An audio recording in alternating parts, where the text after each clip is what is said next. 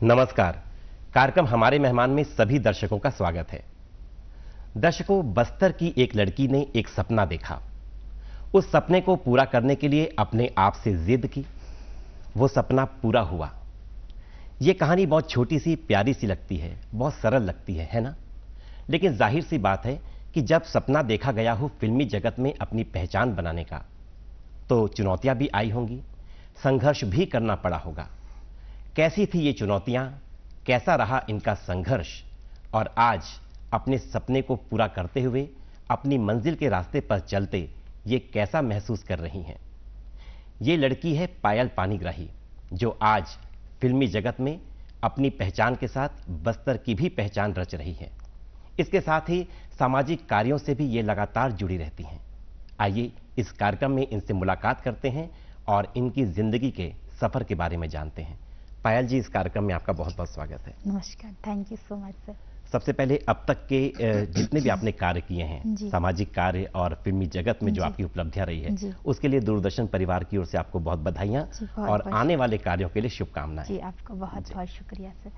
और इसके साथ हम शुरू करते हैं बातों का सिलसिला। और पहला प्रश्न जो मन में है वो ये कि जिंदगी में सपने देखना कितना जरूरी है? सर, सपने देखना तो बहुत जरूरी है।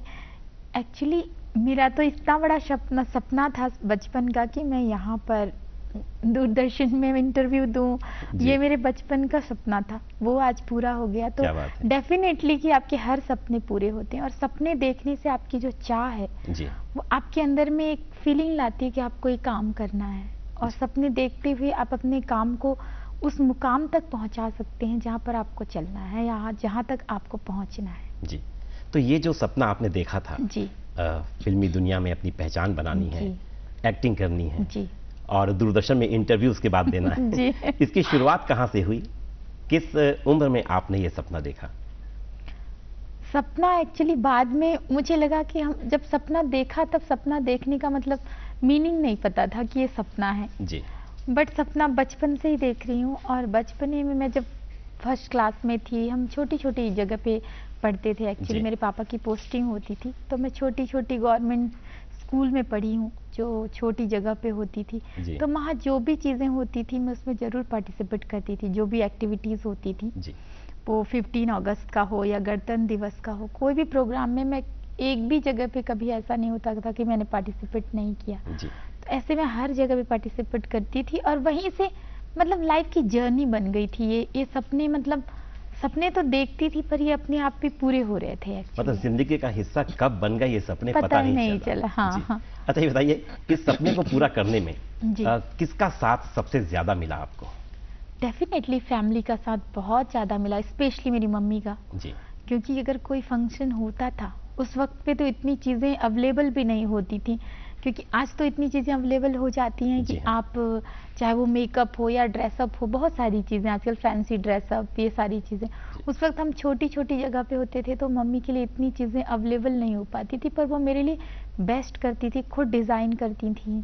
क्या बात? खुद मेरे लिए, मतलब उस वक्त डांस प्रोग्राम, डांस क्लासेस नहीं होते थे, तो मुझे स्पेशली बुलवा के सिखवाती थी, और बहुत सी चीज़ें ऐसे करती थी मम्मी कि हमेशा डेलिकेटेड रहती थी मेरे लिए।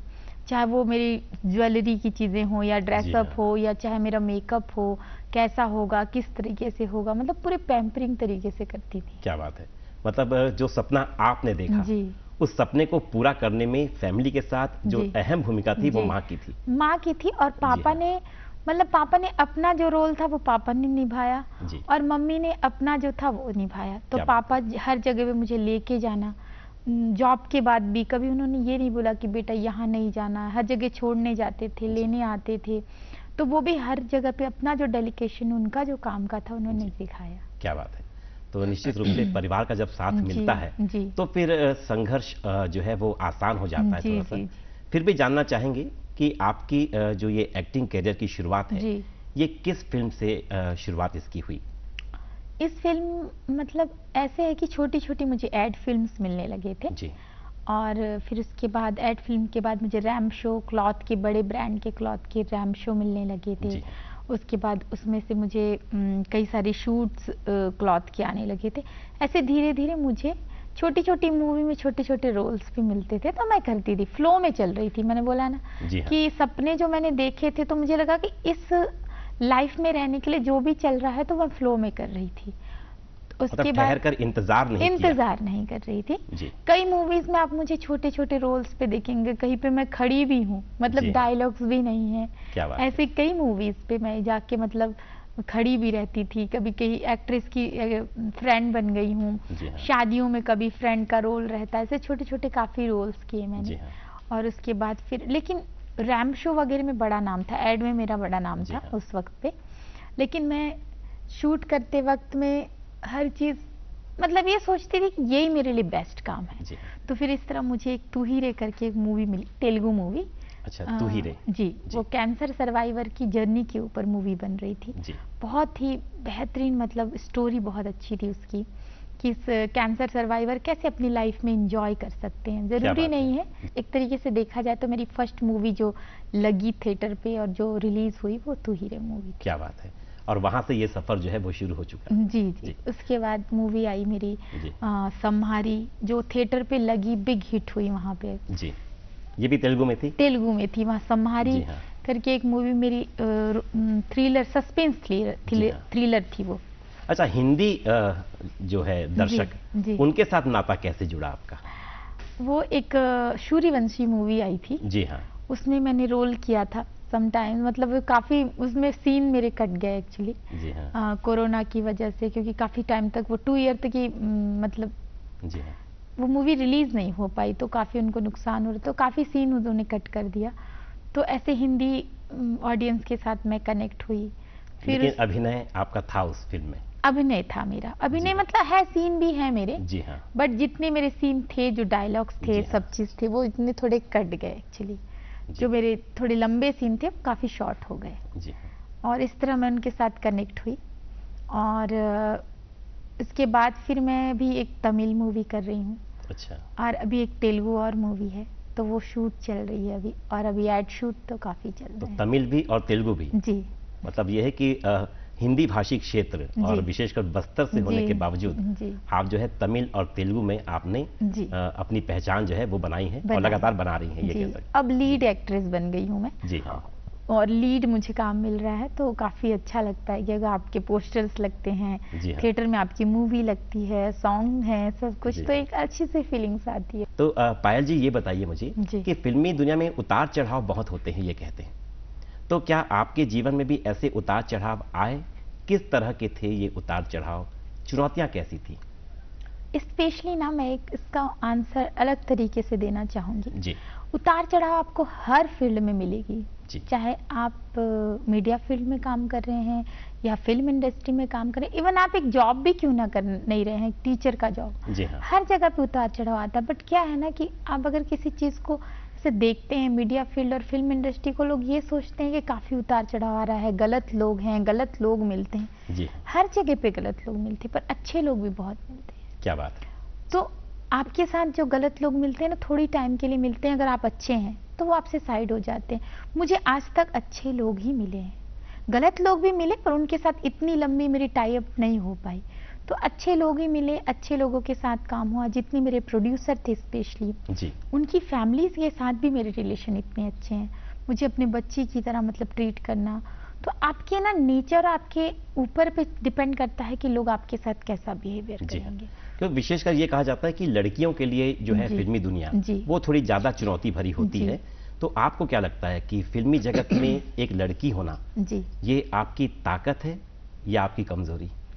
देखिए, आप किसी भी जेंडर में हैं, मैं कंपैरिजन नहीं करूंगी। आप जो भी हैं वो आपकी ताकत ही है। क्या बात है। अगर आप उसको फील करते हैं तो, अगर आप फील करते हैं कि मैं ये हूं और मैं ही हूं, तो आप जरूर, वो आपके लिए ताकत ही कहलाएगी।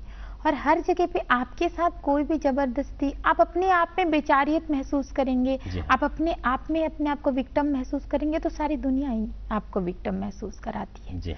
क्योंकि ये दुनिया वैसी नहीं है जैसा आप सोचते हैं, ये दुनिया वैसी है जैसा आप खुद हैं ना, तो सारी दुनिया भी वैसी दिखती है। तो मेरा कहने का मतलब ये है कि कहीं पर भी चुनौती तो हर जगह पे है लेडीज के लिए।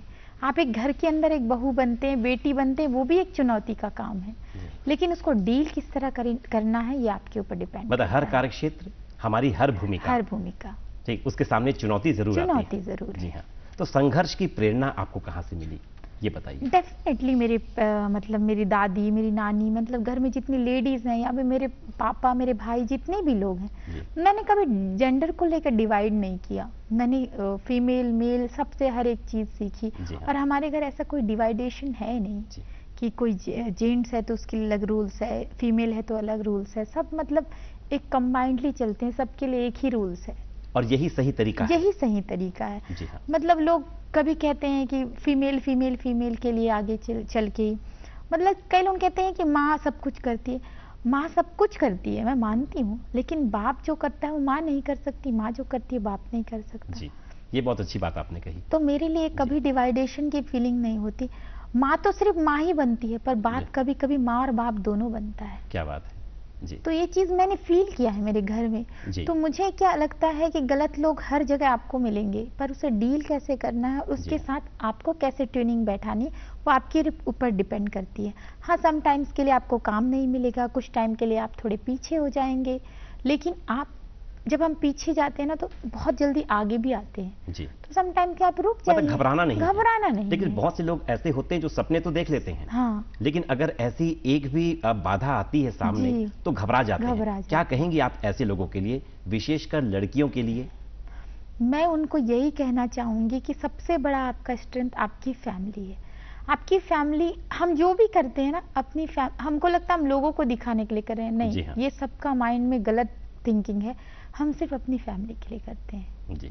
हम हर चीज करते हैं ना तो अपनी फैमिली की ही याद आती है। आप चाहे कहीं पर भी जाओ, मतलब कोई भी निर्णय लें, फैमिली इसका क्या प्रभाव पड़ेगा। जैसे मैं आज भी फिल्म साइन करती हूँ, स्टोरी सुनती हूँ, तो मुझे इसका सबसे पहले फीलिंग्स आता है कि मैं मतलब मेरे भाई क्या सोचेंगे अगर ये देखेंगे तो, मेरी मम्मी क्या सोचेगी, या वो चीज मैं ये सीन करूंगी तो कहाँ तक कि मेरे भाइयों को अच्छा लगेगा। मैं वो थिंकिंग करके स्टोरी सुनती हूँ। मैं कभी ये नहीं देखती कि लोग क्या सोचेंगे। मेरे लिए बहुत इंपॉर्टेंट है कि मेरे भाइयों की मतलब क्या, मतलब उनकी नजर में मेरी क्या फीलिंग्स होगी। मतलब है कि अगर परिवार विश्वास करता है तो उस विश्वास को हम अपने काम में बनाए रखें। ये बहुत जरूरी है, बहुत जरूरी है। और मुझे लगता है कि आज के डेट में जितने भी पेरेंट्स हैं वो अपने बेटे बेटी दोनों को कंबाइंडली चाहते हैं, और आपकी फैमिली आप पे विश्वास करती है तो आप किसी दूसरे के ऊपर डिपेंड मत रहिए कि आप ये नहीं कर पाए तो जरूरी नहीं है, कोई और भी करियर ऑप्शंस हैं, बहुत सारे हैं। बस आप अपने जो सपने हैं उसको चलते रहने दीजिए, साथ में एक दूसरा करियर भी आप कर सकते हैं। मतलब विकल्प रखना है, लेकिन रुकना नहीं है, हार नहीं माननी है। ये है, हार नहीं माननी है। दूसरी बात ये है कि आप जैसे कि फिल्म इंडस्ट्री में काम कर रहे हैं तो आपको रोज काम नहीं मिलेगा, वो चाहे कितना भी बड़ा एक्टर क्यों ना हो। तो आपको एक विकल्प रखना है। हर एक्टर एक्ट्रेसेस विकल्प रखते हैं। तो आप एकदम पर्टिकुलर सोचेंगे कि इसके पीछे लग जाएंगे, हम इसके लिए इंतजार करते रहेंगे, तो वो गलत है। अच्छा, ये बताइए कि सशक्त अभिनय के लिए कहते हैं अभिनय एक साधना है, ये मानती हैं? जी, डेफिनेटली। तो क्या तैयारी आप करती हैं सशक्त अभिनय के लिए? मैं जैसे कि वो कैरेक्टर है तो उस कैरेक्टर में जाने के लिए मैं कई तरीके से उसी टाइप के कैरेक्टर्स के वीडियोस देखती हूँ, या उस तरीके के कैरेक्टर की थिंकिंग को फील करती हूँ।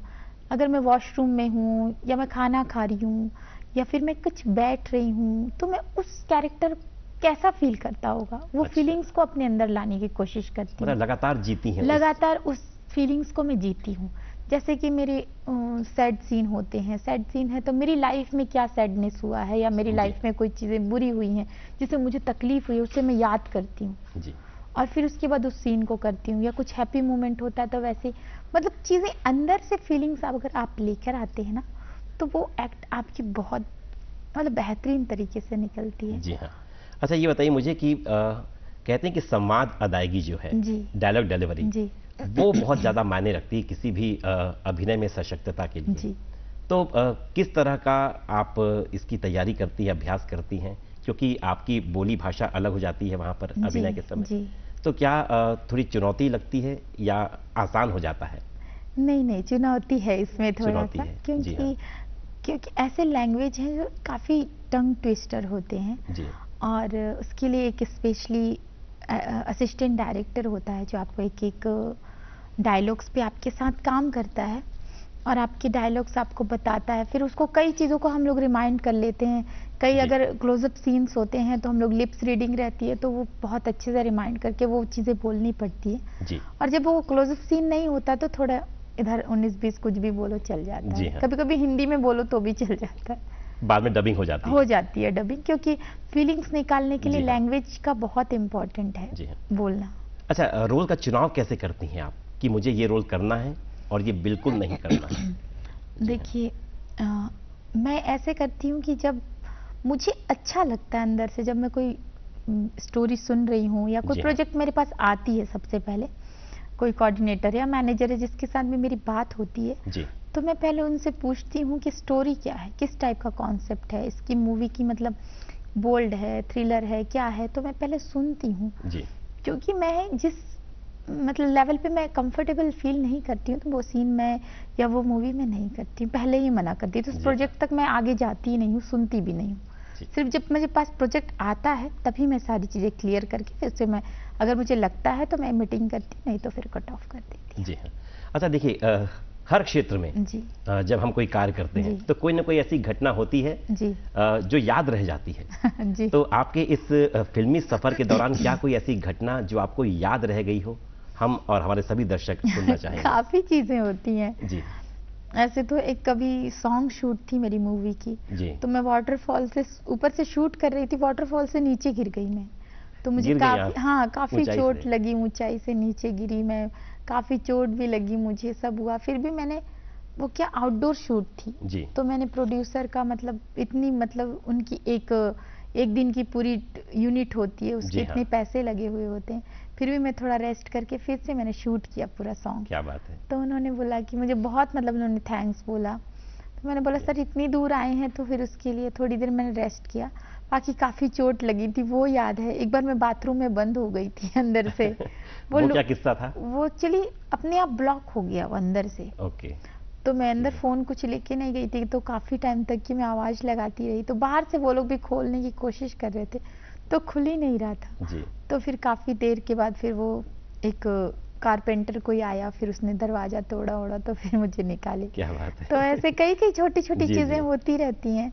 बाकी मैंने जितना भी शूट किया मैंने बहुत एंजॉय किया, हम इतनी नेचर से रिलेटेड चीजों पे घूमते हैं जी। और पूरी दिन भर वहाँ रहते हैं, बहुत अच्छा लगता है, इतनी 100-200 लोगों की यूनिट होती है, मतलब एक टाइप का पिकनिक की तरह लगता है। लेकिन जैसे आपने कहा कि उस झरने से नीचे गिरकर और चोट लगने के बावजूद भी आपने अभिनय किया, तो अभिनय यही है कि हम उस समय क्या महसूस कर रहे हैं जी। और हमारे व्यक्तिगत जो भी चोट है, दर्द है, उस सबको भुला करके हमें उस कैरेक्टर को जीना पड़ता है जी। तो यहाँ आकर लगता है कि सचमुच जो अदाकारी है वो एक साधना है, ऐसा लगता है। डेफिनेटली, क्योंकि ऐसे कई मतलब शूट पे मैंने पता कहीं हील्स पे अगर शूट हो रही है, स्टोन से मेरे पैर जल जाते हैं जी। कहीं पर ये होता है कि दिन भर मैं पहाड़ियों में चढ़ी हूँ, कपड़े वेयरिंग करने को जगह नहीं होते हैं, वॉशरूम आप नहीं जा सकते हैं, वैनिटी वैन ऊपर तक नहीं जा सकती, इतनी तेज धूप होती है, आप पूरी टैन हो जाते हैं, चाहे कितना भी क्रीम लगाइए, आप कितना भी SPF लगाइए आप टैन हो जाते हैं, पूरी स्किन पील होने लगती है, पूरी स्किन रेड हो जाती है, ईचिंग होती है, ऐसे कई सारी चीजें होती हैं। तो चुनौती तो कम से कम चुनौती मतलब लोगों के साथ की चुनौती नहीं, अपने साथ की भी एक बहुत सारी चुनौतियां हैं। तो ड्रेसअप चेंज करने के लिए जगह नहीं होती, कहीं पहाड़ियों के पीछे कर रहे हैं, कभी कुछ कर रहे हैं, मेकअप कर रहे हैं, मतलब धूप के नीचे बैठकर सिर्फ छतरी में खड़े होकर, तो ऐसे कई सारी चीजें होती हैं जो हम लोग मतलब उस चीजों को फेस करना पड़ता है। देखिए, तमाम तरह की चुनौतियां जो आपके सामने आती हैं और आज उनके बारे में बात करते हुए भी आप मुस्कुरा रहे हैं तो हमें पूरा विश्वास है कि आपने मुस्कुराकर ही उसका सामना किया होगा। और कहते भी है ना कि चुनौती का मुस्कुराकर अगर सामना करें तो फिर चुनौतियां जो है आसान हो जाती हैं, उस पर हम पार पा लेते हैं जी। अच्छा, ये बताइए मुझे, छत्तीसगढ़ में भी जो फिल्में हैं बहुत बेहतरीन बन रही है और छत्तीसगढ़ का जो फिल्मी जगत है वो लगातार प्रगति कर रहा है। आपको हम और पूरे छत्तीसगढ़ के हमारे लोग छत्तीसगढ़ी फिल्में कब देख पाएंगे? क्या कोई संभावना नजर आ रही है? सर डेफिनेटली, अगर अप्रोच करते हैं और मुझे अच्छी लगती है प्रोजेक्ट तो मैं डेफिनेटली करना चाहूंगी, बट मुझे ऐसा कोई ऑफर आया नहीं और मेरे यहाँ इतने लिंक्स भी नहीं हैं, मतलब उस तरीके से मैं जानती हूँ लगातार साउथ में रहने के कारण। हाँ, इंडस्ट्री, क्योंकि मैंने स्टार्टिंग ही ऐसे की, मतलब मेरी फर्स्ट स्टार्टिंग ही वैसी हुई वहाँ से। दिल्ली में स्टडी के लिए चली गई थी, फिल्म की स्टडी की मैंने जी। उसके बाद मैं सीधे साउथ चली गई। तो मेरी वो एक होती है ना, किसी से एक रिलेशन होता है, आप किसी को जानते हैं, उस तरीके से कुछ हो नहीं पाया है। डेफिनेटली अगर वो इंटरव्यू देख रहे हैं तो जरूर मुझे अगर अप्रोच करेंगे तो मैं डेफिनेटली करूँगी। बिल्कुल, मुझे लगता है कि आज के दूरदर्शन जगदलपुर के इस कार्यक्रम के माध्यम से पूरे छत्तीसगढ़ के लोग जो हैं वो और बेहतर ढंग से आपसे परिचित होंगे और कहीं ना कहीं यहीं से वो संभावना जन्म लेगी जब हम आपको छत्तीसगढ़ी फिल्म में देख पाएंगे जी। अच्छा बताइए कि फिल्मी जगत से परे हट करके हमने सुना है कि सामाजिक कार्यों से भी आप जुड़ी हुई हैं और लगातार छत्तीसगढ़ शासन के साथ उनकी कई योजनाओं में भी आप जुड़ी हुई हैं। तो ये कौन सा कार्य क्षेत्र है, कैसी योजनाएं हैं और आपकी कैसी भूमिका है इसमें? जी, एक्चुअली मैं वेलनेस का वर्क कर रही हूँ, नॉट इवन छत्तीसगढ़ गवर्नमेंट के साथ जी। अभी मैं हैदराबाद, तेलंगाना एंड आंध्र प्रदेश सारी जगह पे कर रही हूँ। मैं उस पे काफ़ी ओल्ड एज होम पे लेकर और सेंट्रल जेल पे जी। और काफ़ी जिनको कैंसर सर्वाइवर हैं उनको लेकर, तो काफ़ी लोगों को लेकर हमने काफ़ी सारे वर्कशॉप किए हैं बहुत बड़ी बड़ी जगह पे। काफ़ी इस पे मेरे इंटरव्यूज़ हैं, काफ़ी चीज़ें आई हैं जी। तो ये वेलनेस का वर्क मेरा एक सोशल वर्क की तरह भी कर रही हूँ और ये भी मेरा एक करियर है। इसमें भी मेरे मतलब अपोलो के साथ काम कर रही हूँ मैं। क्या बात है। कैंसर वालों को लेकर और फिर जिनको डिप्रेशन का प्रॉब्लम है और जो टूरिस्ट जो आते हैं जी, जितने भी टूरिस्ट आते हैं और उन लोगों को जो हैप्पीनेस के लिए करवाती हैं जी हाँ, उनके करियर के लिए, आईआईटी वालों को, तो ऐसे कई जगह पे मैं करवा रही हूँ। वो एक करियर भी है मेरा, इट्स नॉट ओनली मतलब समाज के लिए नहीं, कि समाज का वो जो है मतलब केवल सामाजिक कार्य है ये सोचकर नहीं, ये नहीं, वो कर रही हूँ, वो मतलब जिम्मेदारी भी है जी। और कहीं ना कहीं एक करियर आपने बना रखा है विकल्प के रूप में कहें या फिर पैरेलल जो फिल्मों के साथ चल रहा है आपका जी। पैरेलल चल रहा है मेरा एक्चुअली हाँ। तो अभी जैसे ओल्ड एज होम है जी हाँ, और सेंट्रल जेल है, उन सब जगह पे मैं सोशल वर्क की तरह कर रही हूँ। बट ये भी मेरा करियर है, इस पे भी मेरी मतलब ये भी मेरा एक क्या बोलना चाहिए कि जिस तरह फिल्म से मेरे पास अपना जी हाँ, मतलब पैसे आ रहे हैं, इससे भी मेरे पास काफी चीजें हो रही हैं। मतलब तो आर्थिक समृद्धि भी है इसमें, में आर्थिक और सामाजिक पहचान भी जो है वो बन रही है, ये कह सकते हैं। इसमें सामाजिक पहचान भी, तो वो मैं अपने चॉइस से कर रही हूँ सामाजिक पहचान के लिए। और अभी हेल्थ को लेकर काफ़ी वर्क किया मैं, ब्लड कैंसर पे लेकर, तो मेरा इस पे काफ़ी बड़ा नाम हो गया है। तो स्पेशली मुझे कई हॉस्पिटल्स 45 मिनट के लिए स्पेशली हायर करके बुलाते हैं अभी इस पे जी। मतलब कह सकते हैं कि फिल्मी दुनिया का जो सफर है जी, वो अपनी रफ्तार से चल रहा है जी। इसके साथ ही सामाजिक रूप से एक सशक्त पहचान जो है वो आप बना रही हैं वेलनेस का काम करके, चाहे वो स्वास्थ्य का क्षेत्र हो या फिर दूसरे जो युवा हैं जिन क्षेत्रों में वो आगे बढ़ रहे हैं, अगर कहीं अवसाद से घिरते हैं तो वहां भी आप काम करते हैं। पायल जी, इस कार्यक्रम में आकर के हमारे दर्शकों से रूबरू होकर के आपने आज अपने फिल्मी सफर की बात की, अपनी सामाजिक भूमिका की बात की और कहीं ना कहीं लोगों को ये विश्वास दिलाया कि लिंग भेद से परे हट करके आप ख्वाब देखिए और उन ख्वाबों को पूरा करने के लिए चुनौतियों का सामना कीजिए, परिवार का साथ कभी मत छोड़िए। तो ये सारी बातें जो हैं हमारे दर्शकों तक पहुंच गई हैं। इन सभी बातों के लिए हम और इस कार्यक्रम में आने के लिए आपका बहुत बहुत धन्यवाद करते हैं। बहुत बहुत शुक्रिया।